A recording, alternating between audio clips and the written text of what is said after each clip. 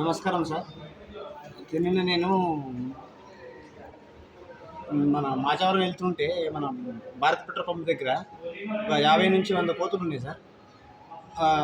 వెళ్ళిపోతున్నాయి కదా అని చెప్పేసి నేను నెమ్మదిగా 40 స్పీడ్లో మెల్లగా వెళ్తున్నా ఏంటంటే కోతుల మీద పడి ఒకటేసారి బండి మీద దూకేసరికి కింద పడిపోయినా.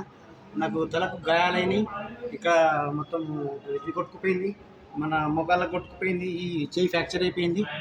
ఆ తర్వాత ఏంటంటే ఈ స్కూల్కి వెళ్ళే పిల్లలకు కూడా నర్సరీ నుంచి 10th క్లాస్ వరకు కూడా పిల్లలు కూడా బాధపడుతున్నారు సార్ పాపము.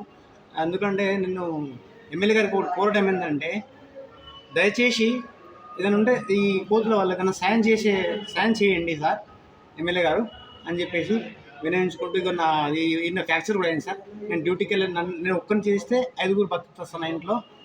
నేను ఒక్కని చేయలేదనుకో వరకు నా ఫ్యామిలీ మొత్తం ఆగమవుతుంది సార్. ఇది నా పరిస్థితి.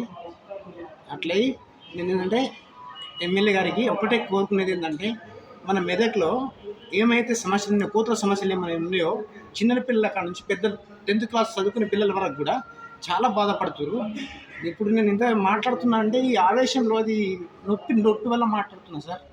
నాకు అంత బాధ అనిపిస్తుంది కాబట్టి మాట్లాడుతున్నా సార్. నేను ఎక్కడికి వెళ్ళి కోతులది బాధ కొద్దిగా తగ్గించుకోవాలి అంటే ఏదైనా ఒక ఉపాయం కలిగించి మెదక్ల కోతుల బిడత నుంచి కాపాడాలని కోరుతున్నారు, అంతే కదా. పిల్లలు కూడా స్కూల్ వెళ్ళలేని పరిస్థితిలో ఉన్నారు సార్. పిల్లలు మన వృద్ధాప్యంలో ఉన్న వాళ్ళకు కూడా ఇబ్బంది అవుతుంది, ఇంటి నుంచి బయటికి రాలేకపోతున్నారు.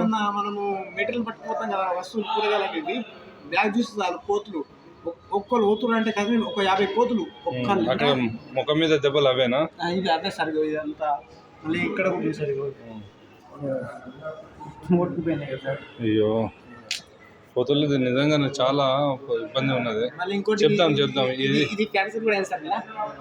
ఎమ్మెల్యే దాకా మనం పంపిస్తాము, మీరు ఏం బాధపడకండి. ఏదైనా ఉపాయం కలిగిస్తారులేండి, మున్సిపల్ కమిషనర్కి చెప్పేసి ఏదైనా చెప్పిద్దాం, సరేనా? మొత్తం అసలు అన్నం కూడా తిని రాకుండా అయిపోయింది సార్ చెక్కులన్నీ.